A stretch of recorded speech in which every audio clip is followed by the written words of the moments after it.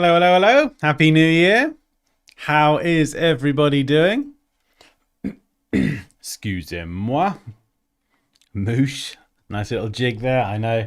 I do have a little, I do enjoy a little jig when the intro comes on. Reese, lots of Dansky in my life. 8 tips last night, right before bed. Woke up now to stream. Nice. Thanks for watching, Reese. Best way to start a morning. Oh, yeah. Do love a good stream and a bit of design as well, and I've come much better prepared today. Got me old stylus, so no more Ginger complaining about only having a trackpad. So we should be good. As you can probably tell, I've jigged things around a little bit. Actually, hang on, let me just switch the camera here. There we go. Woo! So I've kind of changed the entire room around a little bit, and because I'm paranoid that I've messed something up, hopefully the audio, visual, everything is working. So if it isn't, if the audio is too quiet, too loud, whatever it is, just let me know. But this is kind of, I don't know, a bit more streamer oriented. So yeah, December's just been like mental. So it's not going to be nice to get back into like a routine. And I thought I would rejig the studio because before it was kind of like it was more of a set, you know, like a recording set for videos and such. Whereas now it's like I've actually got space to move around. So it's nicer for me to work in, but also, you know, it's better geared. You can't see the other side of the camera, but in front of me, there's like monitors and things just to help me kind of manage streams a bit more. I've got a teleprompter over there for recording videos. So it's a bit of an upgrade. It's a bit of an upgrade. And I got my wolf's head back there. My mum got me for Christmas, which I do absolutely love. So, yeah, right, let's go back in the little circle. There we go. My little circle. So, yeah, good, excited. Love the new setup. Thank you, Reese. It took a while. It took a while of screwing around with RGB lights, trying to get them in the right position and just get everything looking schwanky. It's like my design style is very kind of, I'm a bit of a perfectionist, so trying to set up this room to get the lighting and everything kind of symmetrical and what have you is, I am a nightmare. I am a nightmare. It's difficult. Alexi says just perfect. Yeah, so hopefully it is going to make it a bit easier for me to kind of just switch cameras on, switch the stream on, go. If I want to stream spontaneously, boom, I can just kind of, you know, turn it on and off we go. But yeah, so today I thought we'd be hang on, I'm just taking me socks off. Oh god, it gets warm in this little room. So I thought it'd be good to do some icon design. I thought it'd be fun as well. And yeah, icon design is one of those things where you can, it's very easy to kind of design very, very simple kind of clean icons for user interfaces and such. But actually it's kind of fun, like using that as a starting point and then seeing how many different types of design you can apply to an icon. So I thought it'd be really cool to kind of start with something simple today and just try and redesign an icon in as many different ways as possible, incorporating a bunch of different styles and things. So yeah, hopefully that sounds like fun. Also, before we start, if anyone is interested in learning my entire, you know what's coming, Reese, you know what's coming. No smooth segue today, we're just getting it straight in there at the beginning. So if anyone is interested in learning Adobe Illustrator in its entirety, finally, I've made my Adobe Illustrator masterclass, and you can find that linked there. I know, I've got to get it in early, Reese. I do. I spent 6 months making this course. I made the best course I could for Illustrator, and I know that I do a terrible job marketing it. I just forget to mention it, and I need to really work on that. But this is the course that will teach you everything I know in the space of like, I think it's about 6 hours long, maybe 7, with some of the new videos that have been added. And it's just, yeah. So if you want to learn everything I know about Illustrator and you don't want to watch like hundreds and hundreds of hours of tutorials, this will just kind of cut through all the fluff and just teach you the right way to do things from the ground up. Because for years I spent ages doing things the wrong way. I made loads of mistakes, and yeah, this will just kind of cut through all of that and just teach you the right way from the start. So yeah, There is that. Folks, it's legit. Thank you, Reese. First live, let's create magic. I like it. You're back. Yes. And we're slightly earlier, Quinton. So hopefully this time is a little bit better for you.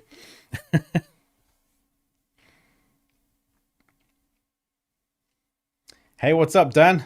Eamon, hello. I've missed the streams. Yeah, you and me both, friend. You and me both. It's I think I mentioned before, it's been pretty chaotic over Christmas with all sorts of things happening. And I just kind of came in the other day and was like, right, it's 2021. We're going to rejig the studio round, set it up for success in 24. And so it's a bit more streamer friendly now for me anyway. Like it's just, I've got everything kind of set up here so I can just kind of flick certain things on and off, which makes my life easier, which is always nice. And Popinda in the hair salon. I was saying to Poppy, I'm still kind of new to this whole streaming thing, really. But I was saying to Poppy, it'd be so funny to try and get her, bring her into the stream from the hair salon. I don't know how we'd do that. Maybe I could get her on a Zoom or something. That'd be funny. Anyway, right. First things first, we need an icon. We need a design. So, ideas for an icon. Something that's ideally not a creature or an animal, because that will take me a lot longer. So kind of nouns, objects, things that have got like detail, like I don't know, like a camera lens. You know, you've got lots and lots of detail, but it's like an inanimate object, I guess, is what I'm saying. So if it has lots of color, great. And what I'm going to do is I'm going to try and do an icon design. We'll get that done nice and quick. And then try and produce that icon design again in different styles. This should be interesting as well. Hopefully. If I do a good job. Or everyone can just laugh at my expense.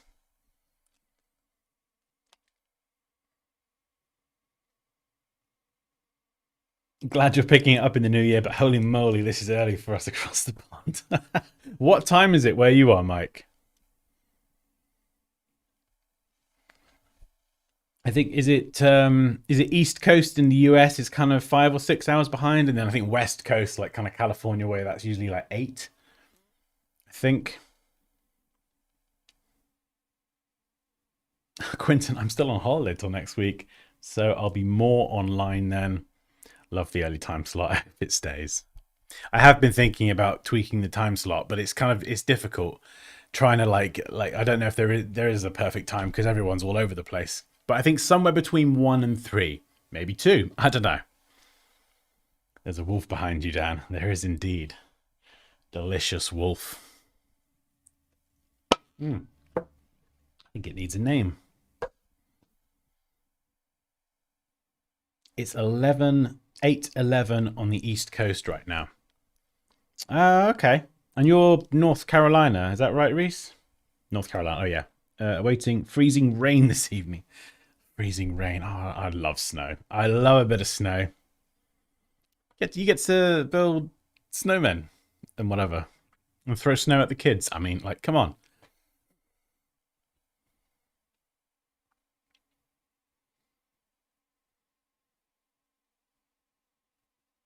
Oh, cheers, Quinton. Almost bedtime in Tokyo. Oh, wow, from Tokyo. Awesome. But I'll chill with you for a bit. Amazing. 6 p.m. in Pakistan. Nice. Can we start? Absolutely. Right. Ideas for an icon. Let's go. So, yeah, feel free to throw words of things in the chat. Okay, we've got Bongani camera body. Okay. Oh, you're both from North Carolina. Nice. Also, he can apparently wake up earlier than I can. I've never been to North Carolina, but it's one of those states I would definitely love to visit. For sure. I've been to Louisiana, Vegas, and California. And Miami, if you count airports. If you count a layover in an airport, then. Russian doll. Archery bow. Okay. Russian doll. That could be interesting. Let's...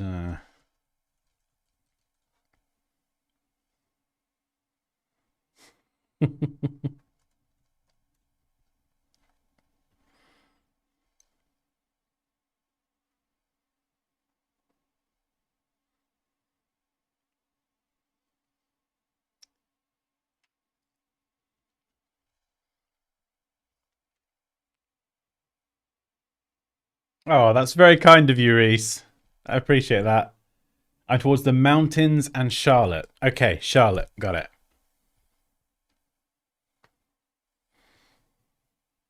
I've got a Frozen birthday to plan for this weekend. Frozen as in, like, let it go, da, da, da, da, da, da, that kind of Frozen, yeah.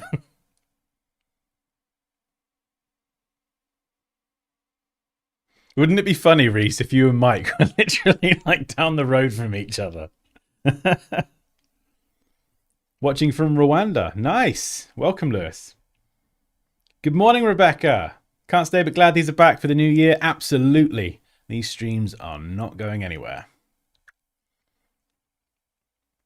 For anyone who's just joined, speech fail. I'm going to be designing an icon, so feel free to throw ideas for icons in the chat. I got this here. Got a little bell. Oh, no, hang on. There we go. I don't know what this... I'm going to keep this. I don't know what the bell means. When Poppy was here the other day on stream, we had the bell for something. Such a nice sound. Maybe if I get an idea or something. Okay. So we've got Russian doll, camera body, archery bow.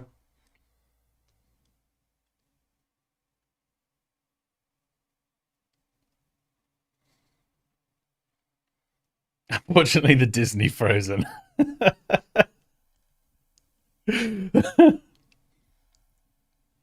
We'll be thinking of you, Quentin.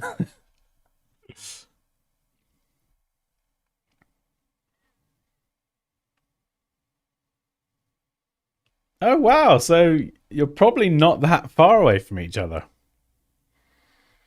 Adios, Quentin. Have a good weekend, man.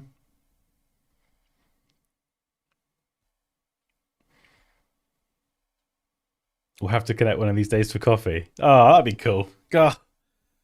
Why can't the UK be a bit closer, eh? I want to come for coffee. Smartwatch. I like it. Right, I'm going to write some of these down. Smartwatch could be an interesting one because it's kind of simple, like Apple Watch or whatever. You can introduce the bands for color, and there's details on it, but it's not too overly complex. Archery bow. I do like the idea of archery bow. I guess I'm thinking there's probably... How much detail is there on an archery bow? Whoa, what is that coming up on screen?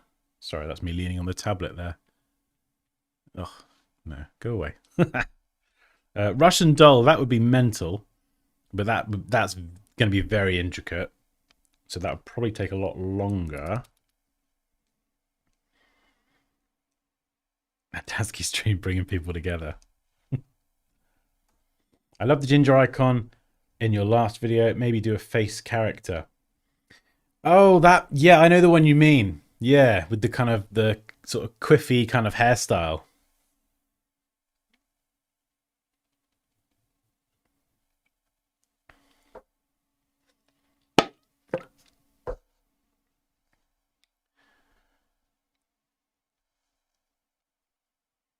Yeah, the thing with faces and stuff like that is something I do find quite difficult. I think if I'd practiced drawing much more over the years, I would find drawing animals and people probably easier. But it's one of those things that I can do, but it just takes me a lot longer. I'm more in tune with like inanimate objects and things. I guess kind of man-made things. But I do like the idea of the smartwatch, and I actually have an Apple Watch here, so I can kind of use this as a reference, or just grab an image. Yeah, let's go with the Apple Watch. Let's go with the Apple Watch because I know that won't take me too long, and there's quite a lot of stuff I could play around with within that. Whereas otherwise, if we pick something really intricate, I might design a really nice icon by the end of the stream, but it might take the whole session up. So let's jump into it now, and I'll start designing something. Shampoo dispenser. So the kind of linear version of this is pretty straightforward. In fact, what I'm going to do, just so you can see, is I'm going to grab a reference image. So actually, it doesn't have to be an Apple Watch, I guess, does it? Could be just any old smartwatch.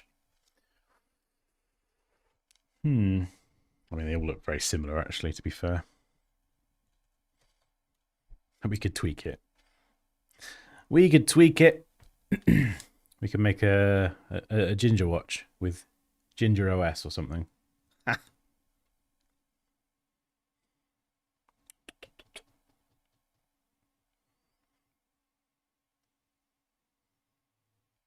Here we go. And I suppose we could get creative with the watch face as well. Right, let's paste this in. Ba-dung. There we go. Obviously, I've already got my ginormous artboard. Let's go and stick this up here in the corner. There we go. So the way I'm going to create this is I'm not going to use the pen tool because you run the risk of getting weird. Oh goodness, I might have to stop using the tablet. I've got all these shortcuts and things popping up.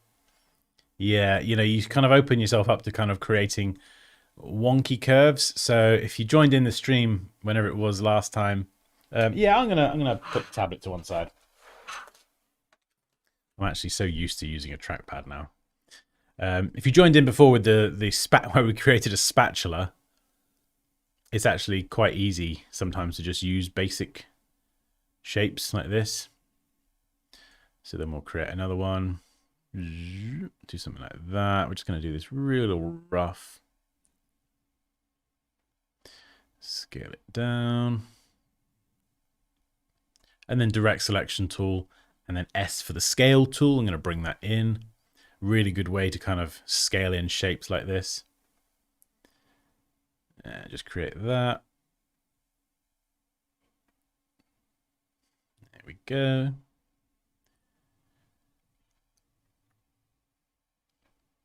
And then let's bring those out to the edge as well. Something like that. No. Something like this.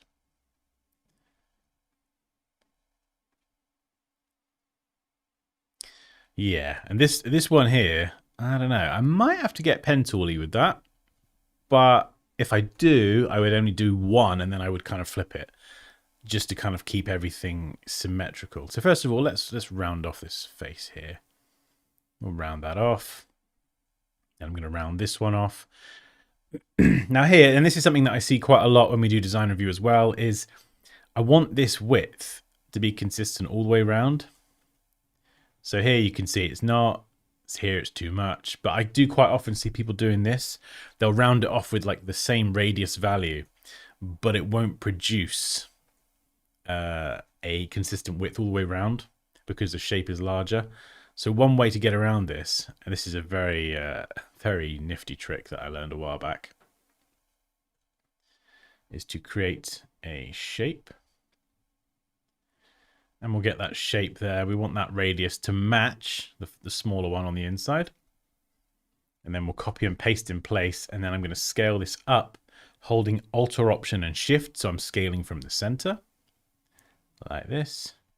And so it snaps to the outer one. And now I can pull this down. There we go. Look at that. Beautiful. Beautiful. Consistent width all the way around. More or less. I could probably zoom in a bit and just kind of maybe just tweak it slightly if I wanted to be a perfectionist, but that's fine. That is fine. Right. We've got a little button on the side as well, or a dial, switchy knob thing. Boom. Oops, where have you gone? Where have you gone? There we go. Let's pop that over there. And we could do the hands or the watch face. We could do something to add a bit more detail there. In fact, actually, I showed you a really cool technique there. There's an even easier way to do that, actually. Just go to path offset, and you kind of get that consistent width all the way around. That's probably the easier way to do it. I'm going to make mine quite chunky. And then what we'll do is we'll do one with a negative value. We'll go on the inside. That's going to be my screen.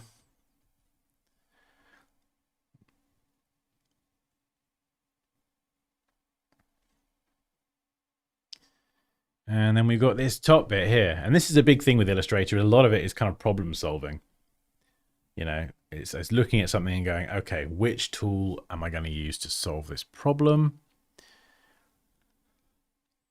Now I want that curve to continue up there. So let's try the arc tool.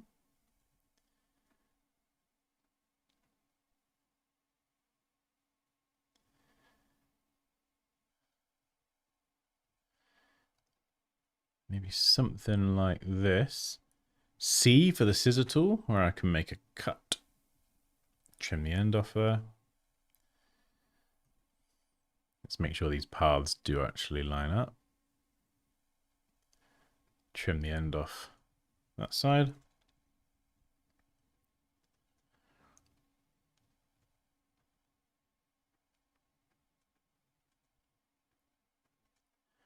Let's have a look. I'll drag that in. Yeah, that's not too bad. That could make a pretty tasty curve at the bottom. And then that top one, that is like a it's not a smooth curve, it's like really sharp.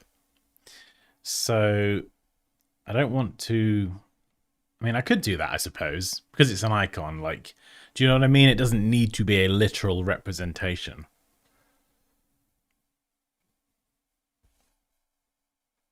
Let's have a look. Yeah, so I suppose I could do that if I wanted to kind of distort the corner, round it off, and then just bring that top part down with the direct selection tool. But I'm going to keep it perfect. Perfect. I'm going to do that. Just because I think it looks a bit nicer. And we've got some nice smooth curves here as well. And I could have pen tooled this curve here. It really probably wouldn't have made too much difference. But now I've just got to zoom in and make sure we... There we go. Shape Builder tool. Alter option and click just to trim that off. This is one of the things with the Shape Builder tool. You got to go in and you just got to tidy everything up. There we go. So I've deleted that line there, and then I can just connect these by selecting them and pressing Command or Control J. And I've already kind of lined everything up. So I know the angles are good. And remember, I'm just doing half. So I'm just going to do half. Need to find that halfway point. How am I going to do that? Let's see if my smart guides will help me out, which I think they will. There we go. Whoa, where have you gone, Dan? Where have you gone? Come on, calm down. That looks like my halfway point. So what I can do is actually drag over all of this. Make sure I select everything in this top section, and then again use the Shape Builder tool to eviscerate that piece. And now I've just been left with this one curve. Have I got, yep, okay, one curve, brilliant. Now I'm going to use the reflect tool, because if Kai is here, he's gonna give me abuse. O on the keyboard. What I can do is click here, holding Alter option, do a vertical copy. And there we go. Boom. Precise. And everything should line up perfectly over there. The only other thing I'm going to do now is just select both these anchor points in the middle. I've got two that are kind of overlapping. I'll delete them and then rejoin that there. So we have no kind of middle joining anchor point. We've just got a clean connection now between all of these. And, okay. So, if I want to add color to this bit, you can see it's just going to kind of join it at the bottom. There's no bottom to this shape. If I move it up, you can see there is no bottom to it. So if I want to add color, it's kind of difficult because I need that kind of curve to be part of this shape. So if I select everything and just with the shape builder tool, I'm just going to click in this top section. What it should do, there we go. So what it's done now is it's actually made this into a shape, and I've used the shape builder tool to kind of include that bottom bit. So if I give it a color now, you can see it's kind of got that curve, and I can push it back in place. And yeah, that's quite tall, but it's fine. So we're getting there with the linear version. Now it's really easy, to be honest. We should be able to... is it going to find that center point? So if I've done this correctly, I should be able to hold Alt-Option and click. We'll do a horizontal copy, and then it should be perfectly in place. Everything should line up precisely. So we're trying to eyeball as little of this design as possible, because using the right tools and the right processes will lead to better results. A lot of times when we do design review, some of the mistakes I see people make is like, I can see what tool they've used, or they've used the wrong tool for the wrong thing. Usually it's pen tool for curves and things, and sometimes it's better to use basic shapes and combine them, just because, as you've seen here, you get much more precision as well. So if you do want to learn all of those tools, and there's like over 70, 80 tools, something like that in Illustrator, and you want to learn all the tools the right way from the ground up, there's my course. That will teach you all of that stuff and the right way to use these different tools. So if you found this helpful and you're thinking, oh, how did he do that? You know, how do you learn all this stuff? Learning the tools is the first step, and just practicing with those tools. You do pick it up. It just takes time as well. You just have a bunch of tools. It's like anything. You have a problem and you have a bunch of tools that could solve that problem. Which one is going to give me the best result?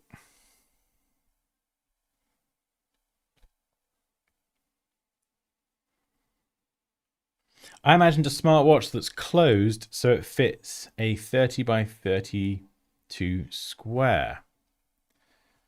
A smartwatch that's closed. Oh, right, like a really small one.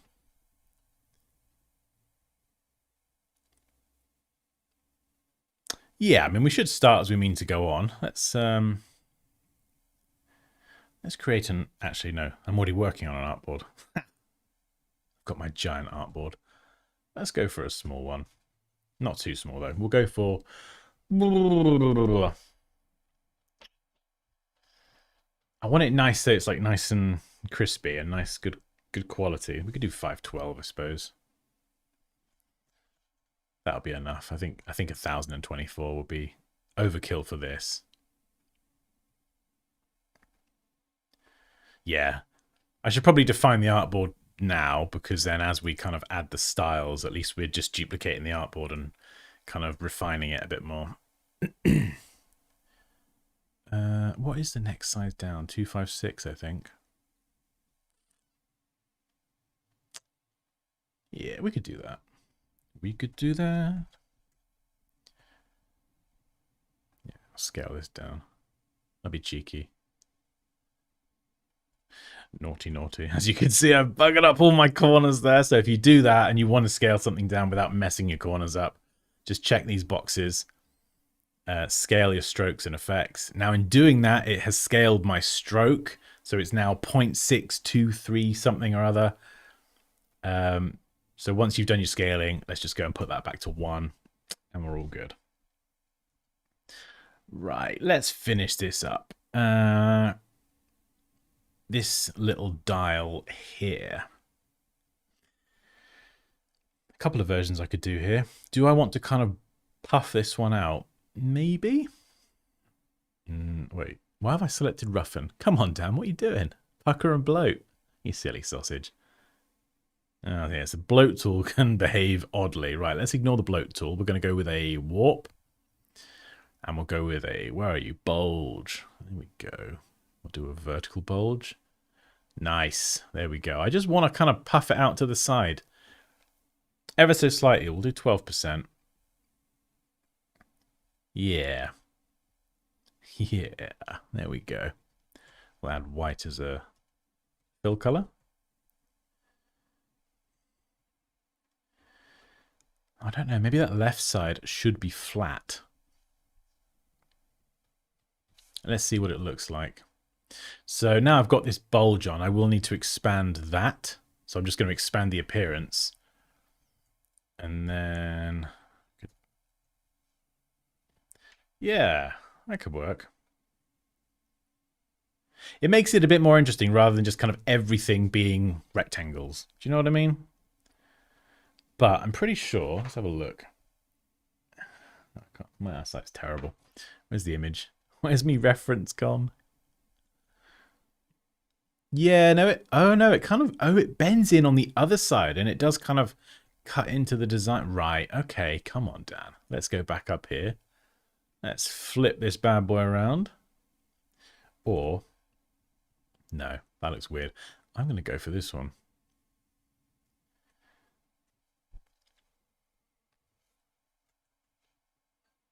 Make it a wee bit bigger.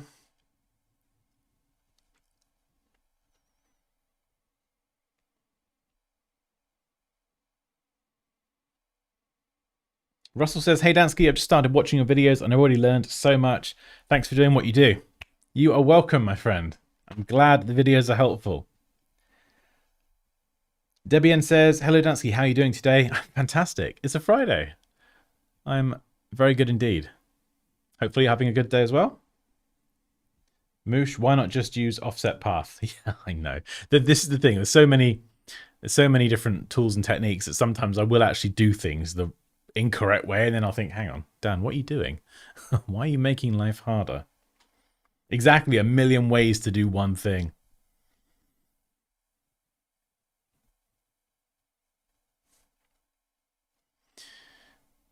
Okay, right.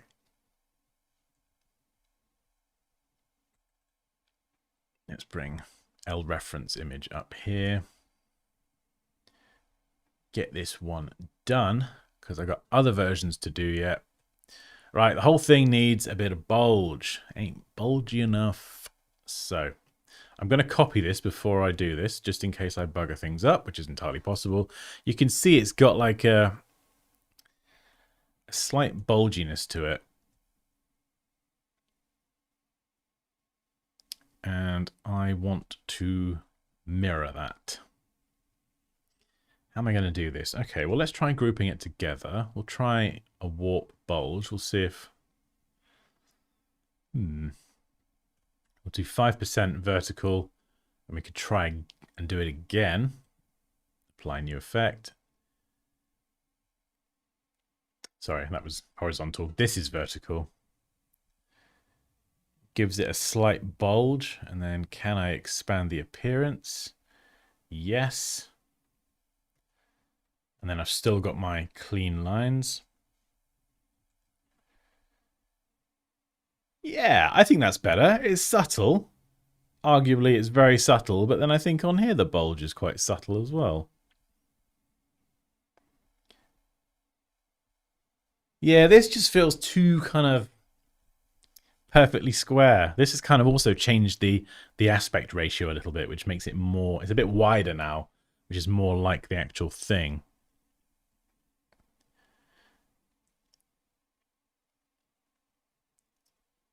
Yeah, I'm not loving my dial though. Dial is not quite right.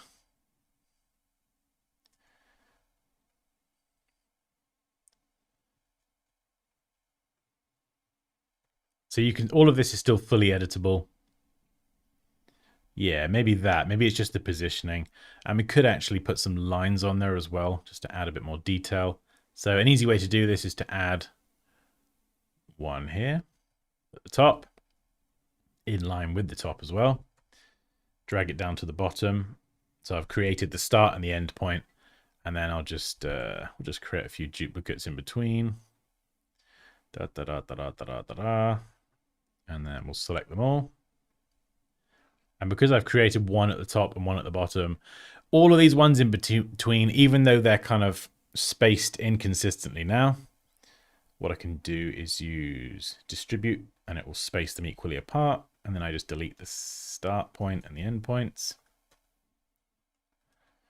There we go. And then I just got to bring in those lines. Like so. Or I don't even have to do that, to be honest. An easier way to do this would be if I expand the shape here. So now I can kind of see the stroke. Let's extend all of these beyond the side. This is how I would clean this one up. Shape builder tool, alter option, and I'm just clicking. And you see I'm highlighting and trimming those endpoints off.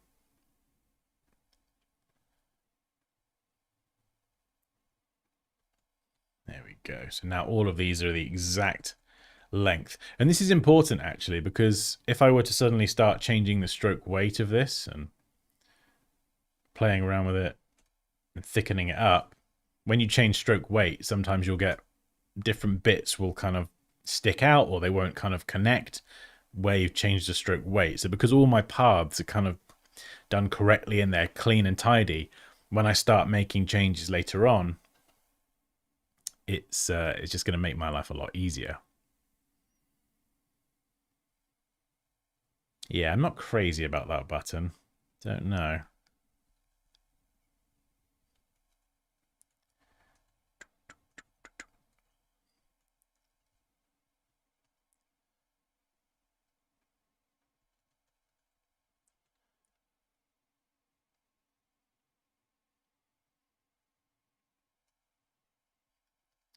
Yeah, I think we got the bulk of it though. The bulk of it is looking pretty good. Do I want to make that smaller? Yes, quite possibly. Although now I've buggered up the corners. So the best way to get around that is, you know, because I've applied all of these different kind of bulging effects and things, what I'm going to do is I'm going to offset path and just use a negative value, which is what I should have done at the very beginning. It's just much easier. There we go. So all of those offset path ones, they kind of will have that same bulge as well. And then I can just slide this one in there. Ba-dink. Perfect.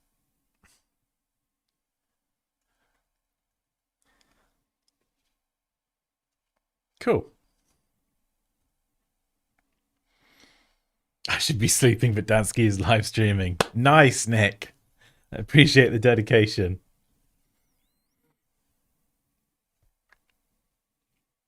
Swaney says, whoa, is this a free AI design class I stumbled into? It absolutely is.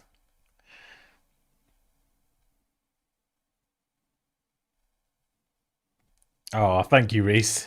I feel like a fountain. A fountain of knowledge. I design and I know things.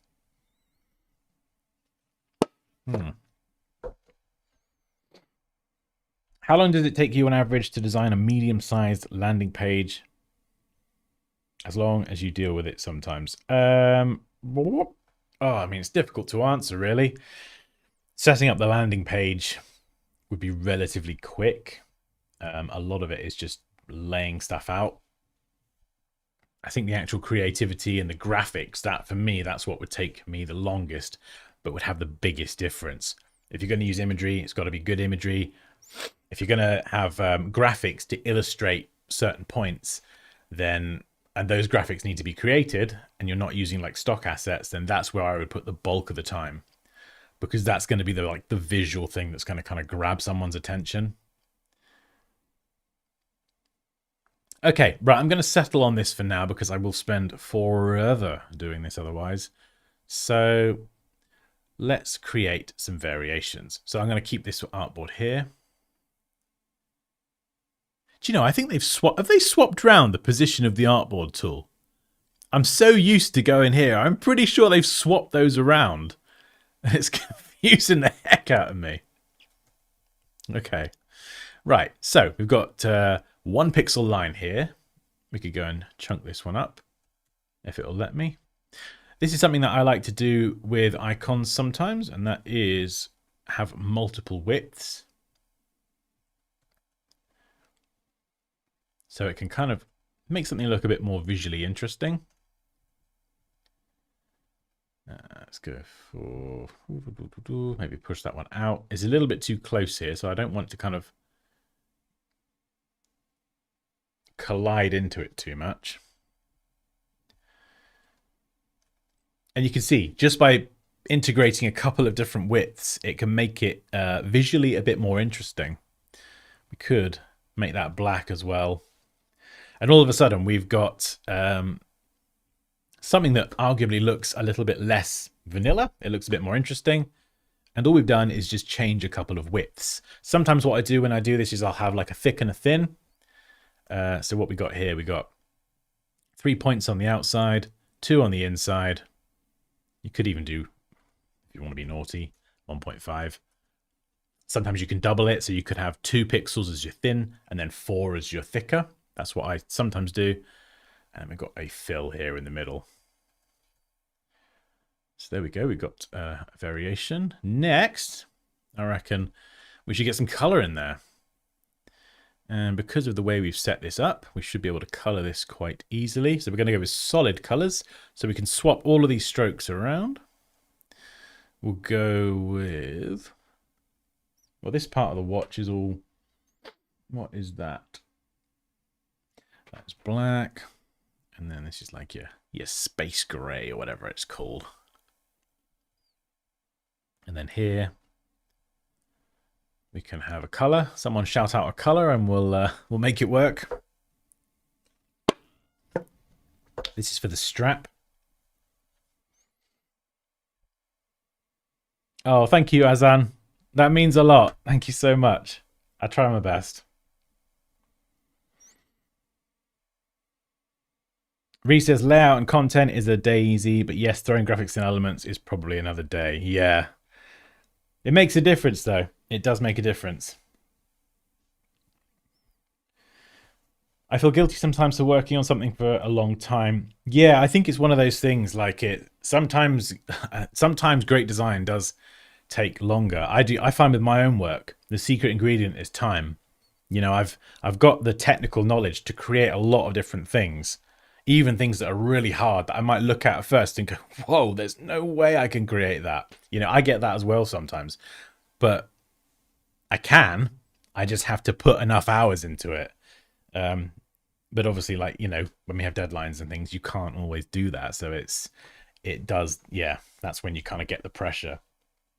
You want to put the time into it, you want it to be great, but then it's like, oh, I need more time.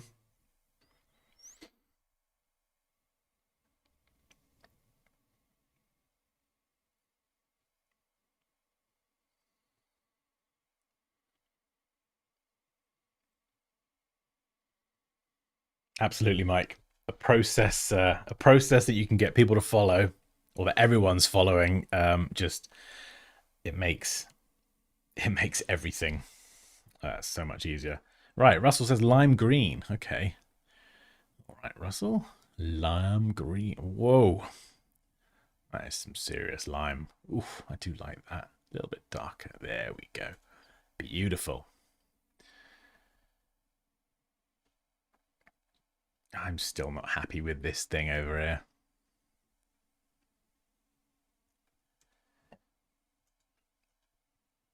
Yeah, I'm not really loving that. This little bit.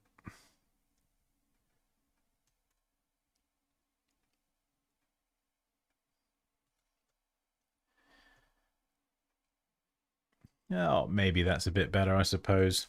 Yeah, that's a bit better. Okay, so we've got lime green. We've thrown in some colors. We've got lime green, solid colors, fantastic. Next, and this is probably one of my favorites that I love this, is gradients.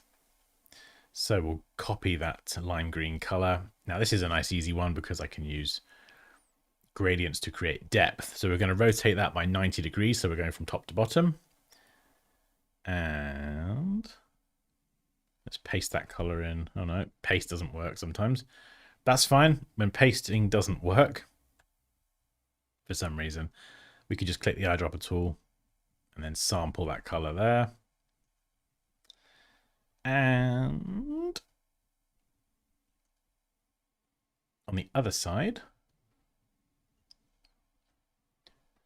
we'll sample. Do we want to go lighter or darker? Maybe a smidge darker.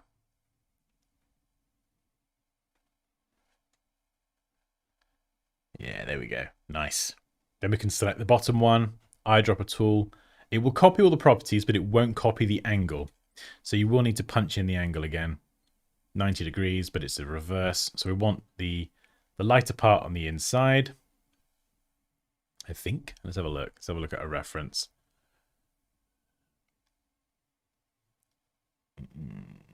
Yes. Lighter part. There we go. On the top.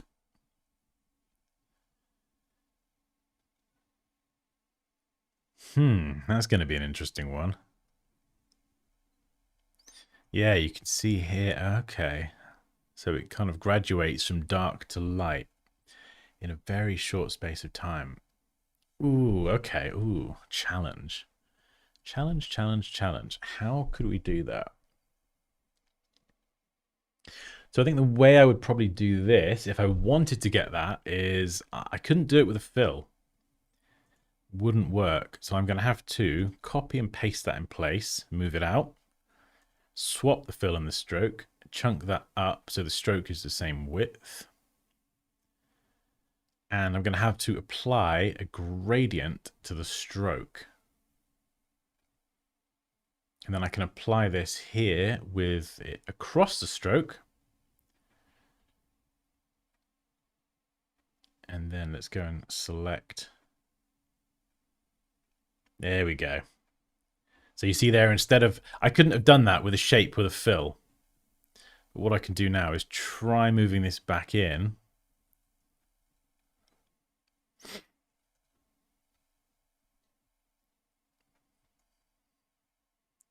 Just get it in the right place. The only problem is now, I am eyeballing this, which isn't ideal.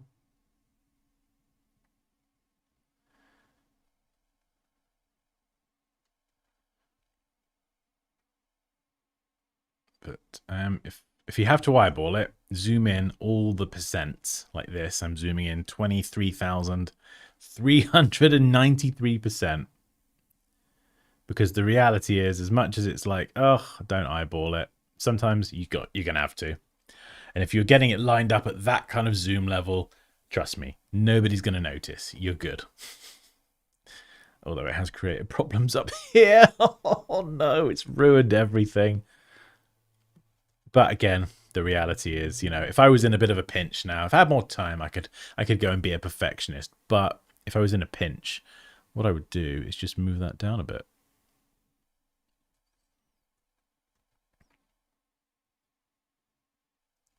And, you know, you can see there, seamless transition.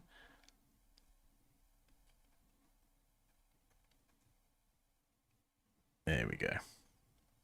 And if I really wanted to at the end, once I've got the final design, I could go back and rebuild it from scratch, and I would build it kind of with this in mind. I don't know what these, is that like a weird, what is that, just a piece of anchor point or something? Left over. How did I miss that?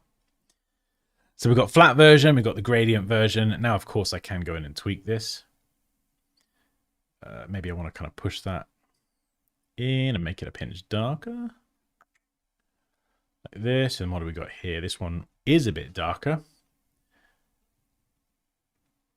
Maybe a gray. And then that one is a super black.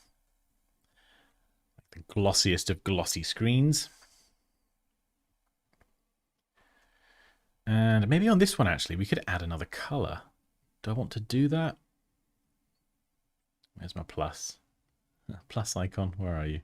The gradient slider in Illustrator, it needs that Photoshop one. It's just better. It's just it's a lot better. They updated it for Photoshop, and it's just so responsive now. Okay, dokie. Let's try that. We'll go super dark. So what I'm doing is I'm actually using gradients here to adjust the lighting. Yeah, that looks pretty good. Maybe I could push that even further down here. I'll bring that one up. There we go. Oh, goodness. I could tinker with this all day. I'll try not to. There we go. So I will need to kind of copy that again.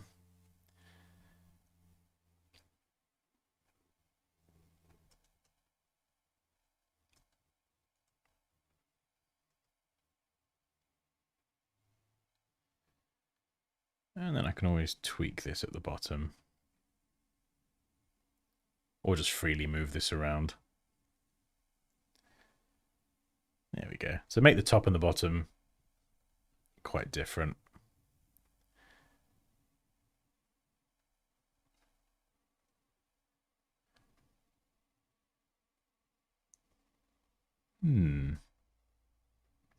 Yeah, I might make that a bit different, actually. I'm going to make that a bit more like this and have it kind of lighter on top.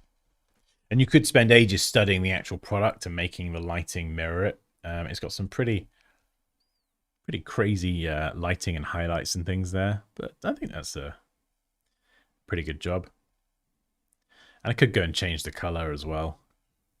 So if I select both of these and decide, oh, I want to actually change this to something else, I can now just move this around very easily and just recolor this. So we could go with a blue. I think someone else said blue. Or a purple. Yeah, so it makes it really easy to kind of recolor this stuff. Reset. And we got that dial on the side. That's a tricky one. Let's get a watch face on here. What do we got? Let's grab my reference image. Let's bring you over here as well.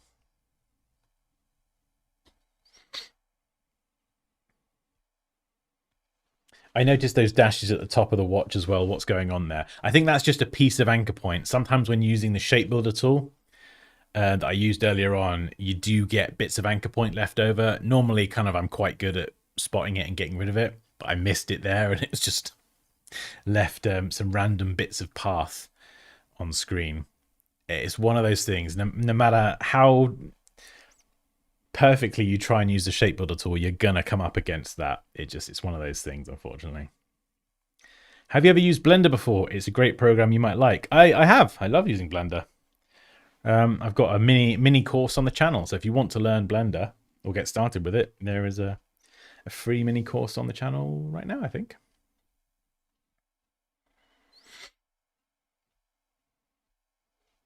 Kasem Dante, hello.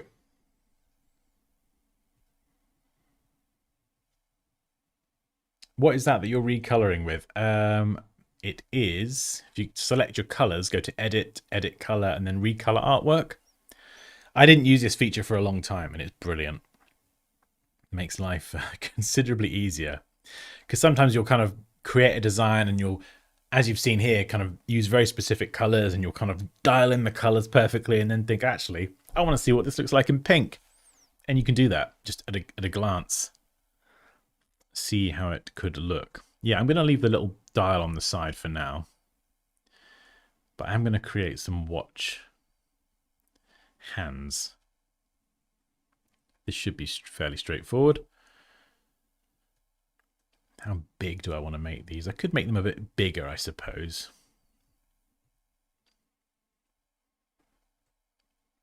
And what have we got? We've got black and white.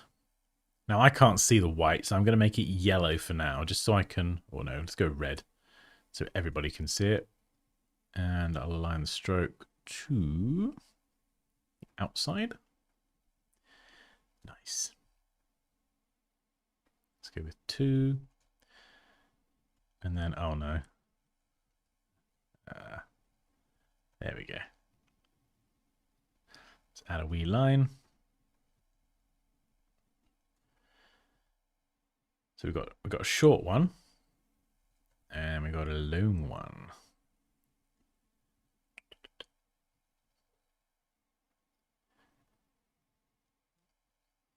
So I'm just going to create all of these pieces and then I can jigsaw these all together. There we go. And then we've got a long one here.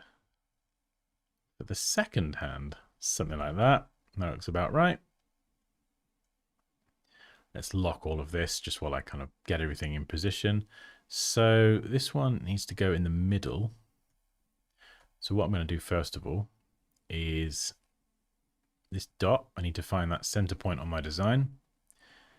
Easiest way is to actually unlock this one. Select the big black rectangle and the red circle. Choose Align to Key Object. Now I'm going to define the key object as the big black rectangle by clicking it. You can see it gets a thicker stroke.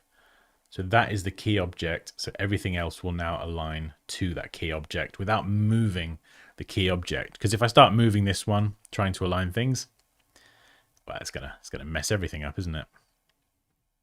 So we've got a second hand there. Nice big chunky second hand.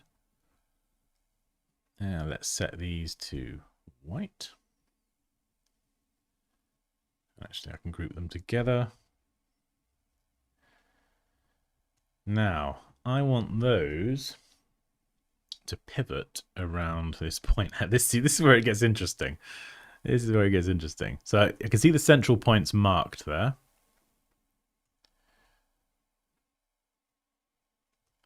Let's move that up. So I want that bottom point to line up with the central point. There we go. So I should be able to click with the rotate tool on that bottom point and rotate it around. That's what's going to allow me to set the time. Don't worry, I'll show you what I did just then. I use so many shortcut keys. I'm just so used to it. I'm sorry. I'll slow down. So yeah, I'm just going to hold shift and use the arrow key just to kind of nudge that one out. The good thing about using the arrow keys is I can nudge things out and then nudge them back into exactly the same place. So outline mode, which is Command or Control Y. Let's move that into position. Yeah, so by default, the rotation, if I press R on the keyboard, that's a shortcut for the rotate tool. And you rotate around that center point, which is obviously no good. But with the rotate tool selected, I can click anywhere and it will now rotate around that point. So if I define my point of rotation as the middle, I can now rotate this around that central point. But how do I get it pointing to 10 and 2? So we're working with a clock face here. I need that one over there. So 10 and 2, right. So what I'm going to do is I've defined the point of rotation. Press return. And let's rotate this by, what have we got? 360 divided by 12 on a clock face is 30 degrees. Right, so 30 degrees is going to be every single hour is going to be 30 degrees, if I've done the maths right. So here, 30 degrees is taking me back to 11 o'clock. So if I wanted to go to 2 o'clock, for this, I would be doing, if 30 degrees is going that way, I need to do a negative value to go the other way. So minus 30 would put me at 1. Minus 60 would put me at 2. And then if I've done this right, minus 90 should put me exactly at 3. Yeah, so minus 60. So now I've divided 360 by 12, which is the number of hours on a clock face. I know that each hour is 30 degrees and I can use that to precisely move these around. But of course you can see it's moved it from that central point. And this is something that confused me for a long time. So when you want to move it by a specific value like that, you have to hold down Alter Option and then click on that point of rotation. So let's go for -60. There we go. Nudge this back into position. R for the rotate tool, Alter Option, click to define the point of rotation. No, we're going to go for 60. And there we go. Our hands are at 10 and 2. Oh,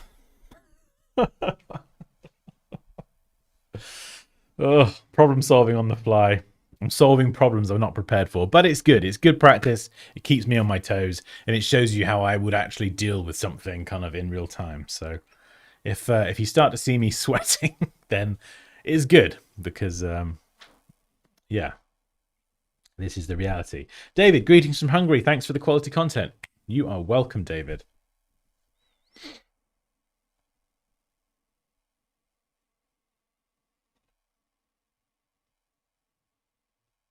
"72 degrees. I've just come back on and you're singing Let It Go." Oh, no. Yeah, come on. Catch up, Pops.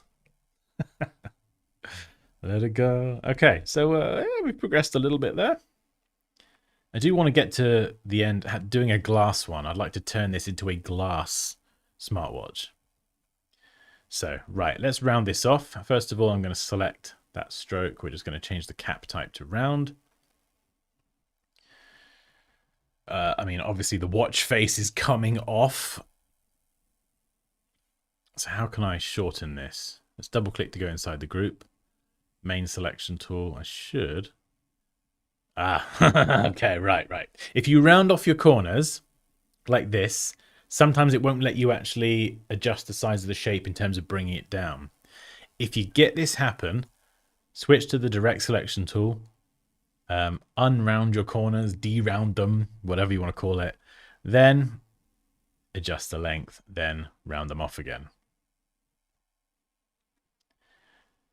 And for this one, double click. Obviously the scaling on these hands are a bit off. Really tiny tiny hour hand. It's got a bit small now, isn't it? Oh, never mind. Never mind, eh? Not too shabby, Dan. Not too shabby. There we go. And I suppose we could go and you could go and add some numbers if you wanted to add like your own watch face design.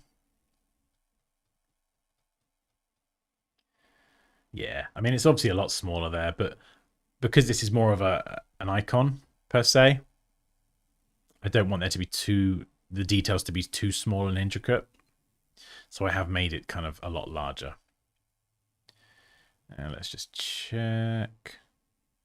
There is actually a white circle around that middle one. So,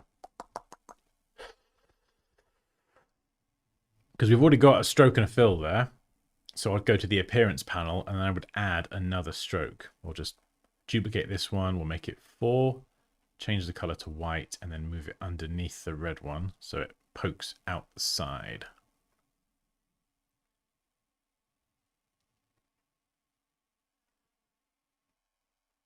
There we go.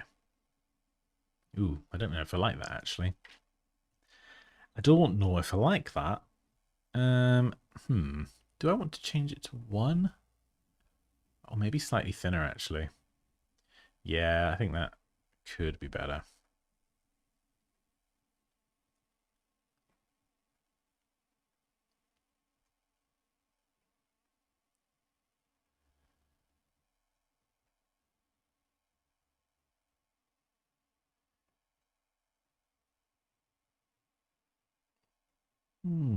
Interesting.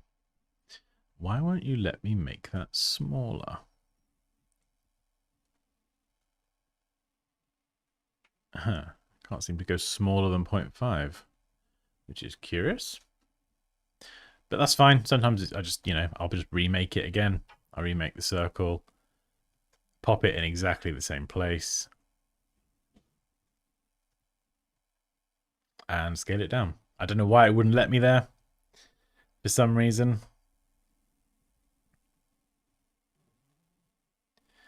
Yeah, and I suppose I could. Let's do that again. Bump it up. Change it to white, send it behind.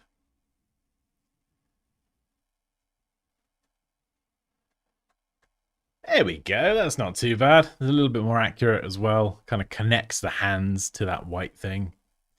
So it all makes a bit more sense. I'm happy with that.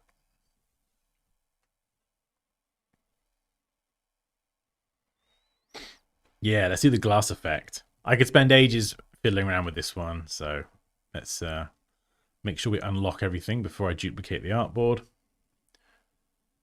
There we go. Now for a glass one, this is going to work better with a dark background, I think. So let's go with black. What do we got? We got 256 by 256. So I'm just going to making this the same size as my artboard. I'm going to lock that selection. Ooh, that does look quite nice on black. Not going to lie.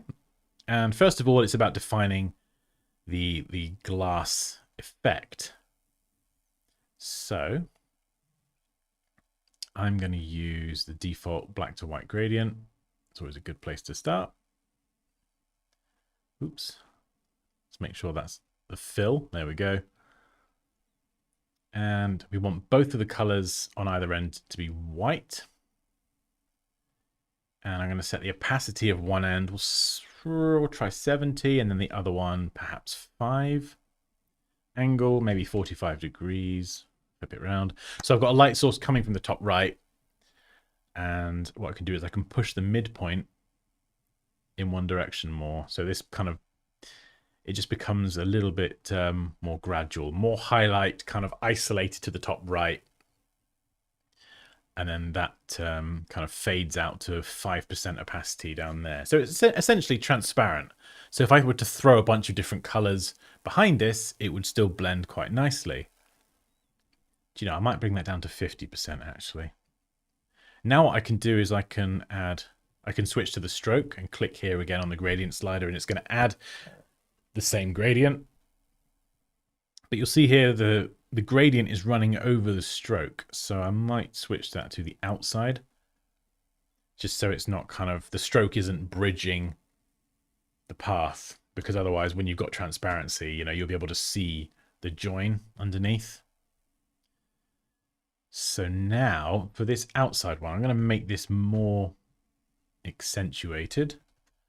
45, flip it around. So I want the highlight in the top right. Bottom left, let's go for 10, maybe 15.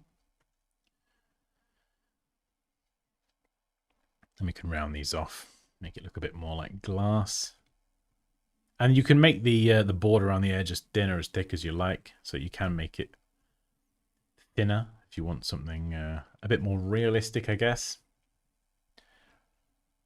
But we're going to be viewing it from this zoomed out distance.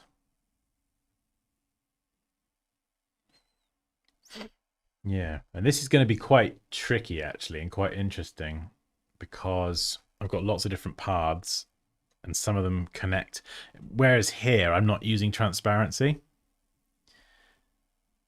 I've kind of just slid bits underneath. As soon as we start using transparency, you'll see that some of those issues become obvious. So I might need to go back to an earlier one and grab that where all my paths line up. But yeah, that is the basis for glass. And you can go up here and you can add some kind of, where is it?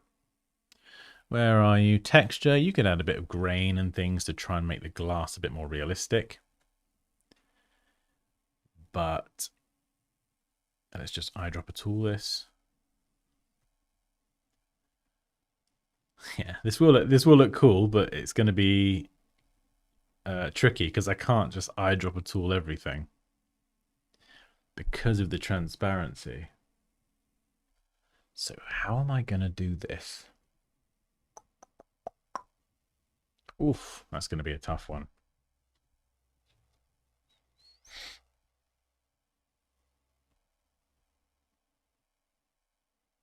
Hey, Sema and Ben. Hello. Happy Western New Year, and to you. 2024. Right. Okay. This is gonna get challenging, actually. But I've just got to figure out the right way to do this, because look, if I select everything and just eyedropper tool this glass effect, you can see here, this is going to be the problem. As soon as you can see, because there's transparency in play, everything suddenly becomes visible. So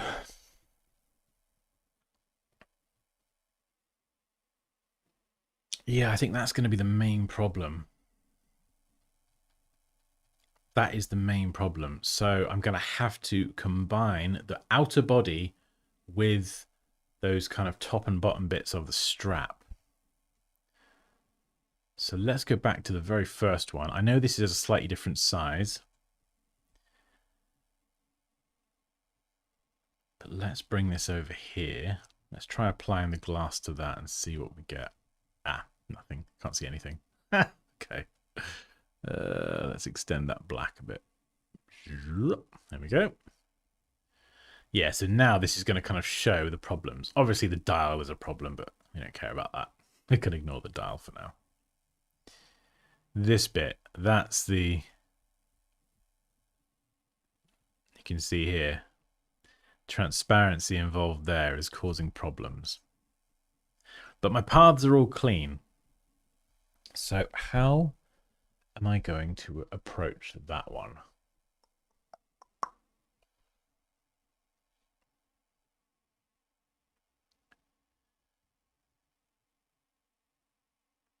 Yeah, so they're all 0.75. Maybe I could shape the tool them away.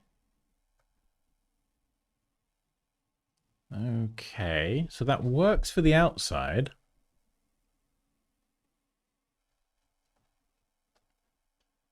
So that could work.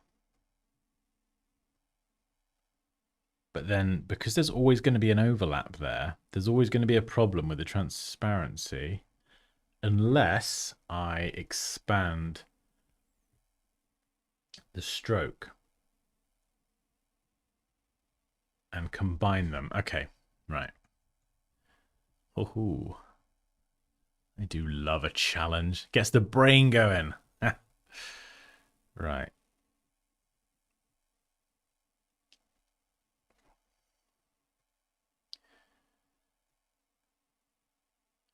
Yeah, so both of those, right, there we go. They both need to be aligned to the center so everything kind of lines up. What I could do now is let's try expanding these. That does mean that I can't kind of mess around with some of the strokes anymore in terms of width because I've expanded it now, but it means all these pieces that are overlapping, I can now merge them into something that doesn't overlap, you know? So now if I sample that, yeah, that's not quite what I was hoping for. Okay. Unless...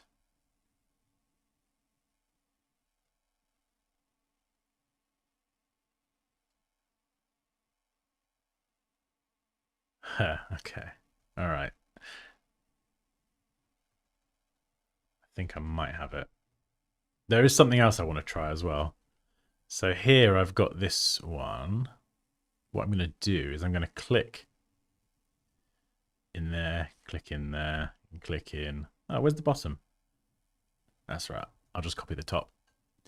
And I'm going to delete the stroke from this, which now means that these are separate pieces. So now I've got the outline and the fill pieces as separate bits. So if I shuffle them out, there we go. No overlap. Now I've had to kind of forego some of my ability to edit things to get that result. So if I wanted to change the stroke weight now, for example, it does become slightly more complicated. But let's get that angle.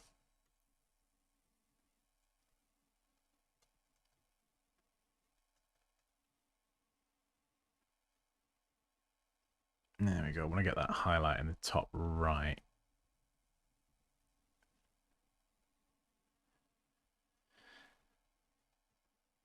Yeah, that bottom one, I'll need to copy that.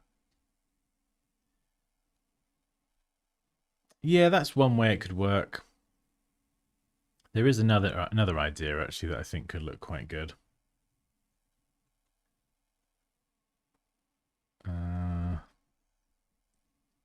Yeah, let's bring this over.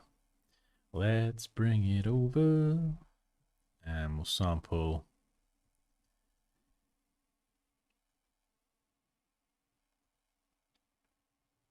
Is that the one? Yeah, there we go. So there's the glass, and we've got this issue here. So what I could do, because those random bits of anchor point are still left there. What I could do is actually, for this one, I could nudge this out. Delete. Oh, no. Nudge it back in.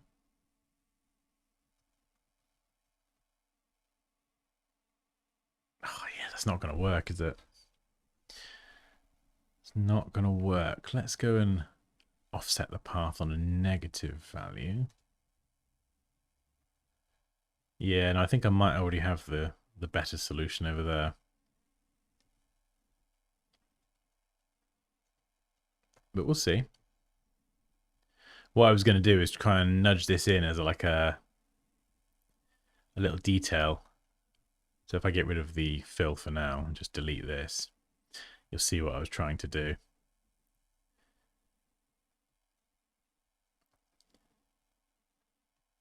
Oops. So this part here sort of acts as like an accent for that detail. Do you see what I mean? So it's not actually connecting with here, so there's no kind of transparency issues. Basically just cutting it a bit short.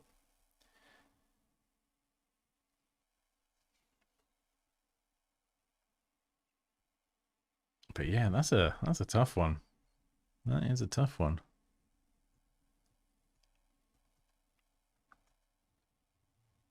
Oh man, got so many different layers now. Oh, this is a nightmare. Okay. This is why it's good to use layers. Right, let's get about that back to black. There we go. Or actually, no, I could actually make that. Instead of going black, what I'm going to do is I'm just going to bring that all the way down.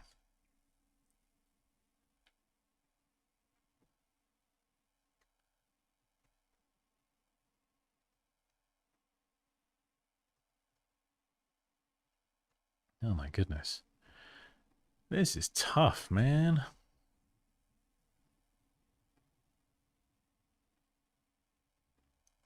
Yeah, I've really, I should have layered this up. Okay. Right, we'll go for black. Do something different. There we go. And then we'll go for... There we go. So I've got like a little highlight coming in from that top right corner, going down to... let's just make it 90... No, let's go for 100. All the way black in that bottom left corner.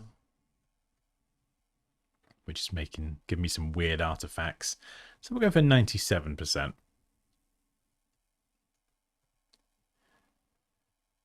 And we can adjust the lighting here for that bit. Get you out of the way for a second. And then here as well. What do we got there? Let's bump that up. So I'm just literally playing around with these values now to try and get this looking decent.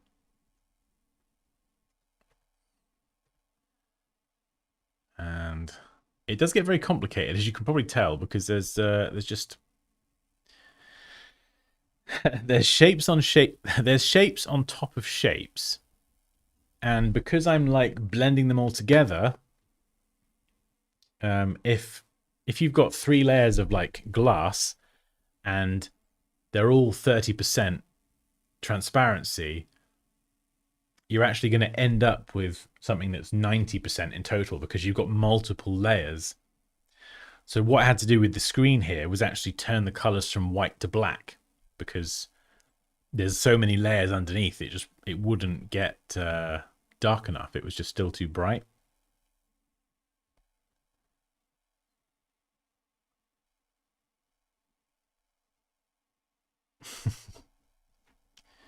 So now I just need to kind of mirror the bottom. So I need that down there. So, and this is often the case in Illustrator. It is just trial and error sometimes.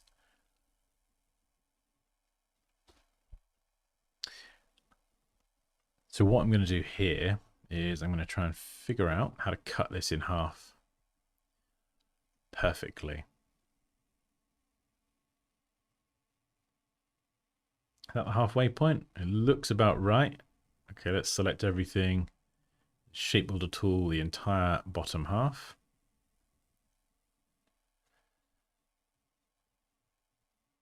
And then hopefully I might have to take the change the colors here. If it gets a bit much working with the glass and all the gradients and that, I would just switch back to 2 basic colors. There we go. So you can see here, this is what I've done. These 2 shapes, the yellow and the red, they both use fills now. There are no strokes in play here, but I had to create a stroke out of one and the fills out of the other, so I can apply the gradient glass effect to each of them individually. So now there's no lines overlapping, because when you get lines overlapping, that's when you get to see all the imperfections. So now let's do it Kai's way. We'll flip this down. Copy. Now what I've got to do is merge the yellow shapes together, and then merge the 2 red halves together. So I should have a bunch of individual shapes now. Yep, okay, cool. We're getting there. And then I need to go and apply my glass again. There we go. And I've just got to go back in and reconfigure the values. So what have we got here? We're going to go for 80%. And then I want that highlight coming up there on the top right. Yeah, it's a shame it doesn't copy the angle as well. That would make life considerably easier.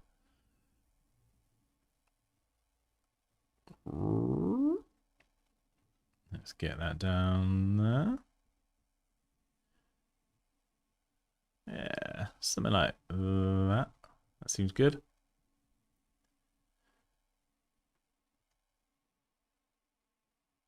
And then I think it's just this bit here.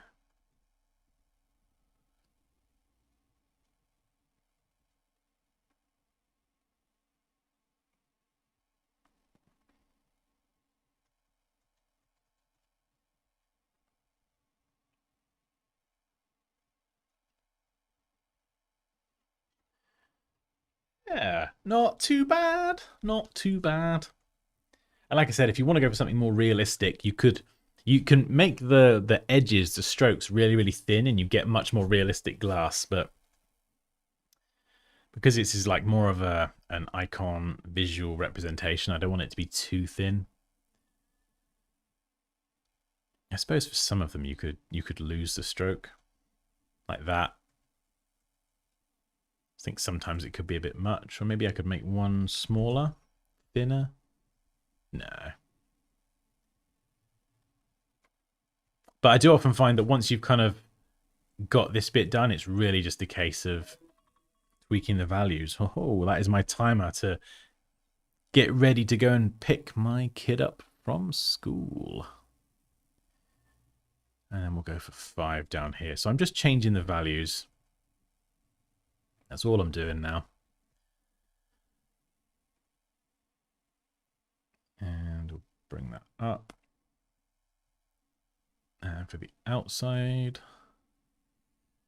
that one there. There you go. So I'm localizing these highlights, these brighter parts with a higher opacity to the top right corner. And down here.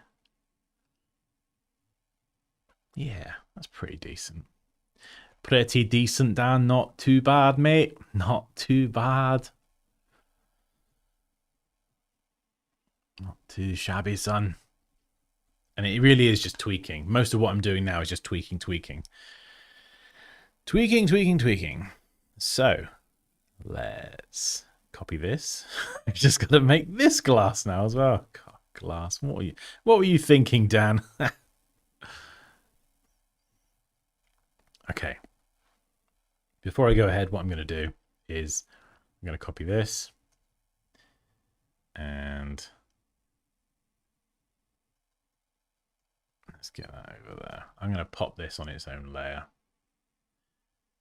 There we go. Call that hands. Watch. Just so now I can kind of, let's lock the watch layer. And I can focus on getting these right without worrying about knocking something out of place. Is that central? That doesn't look central. Okay. It's not central. So what I can do to fix that, this is just something I kind of do. If you end up in a pickle, which if you're like me, is quite often, what I would do is I would make a rectangle the width of that, and then I would set the transform point to the left edge, go to the end of the width value and type -50%. So now this line here, that represents the central point. And then I can grab all of this, zoom in mega close. And if it doesn't snap, it doesn't snap, but at least now I can make sure that that is bang on in the center. Then I can delete random shape. Now I know that is in the center. So I must have just not used the arrow keys there when I nudged it out.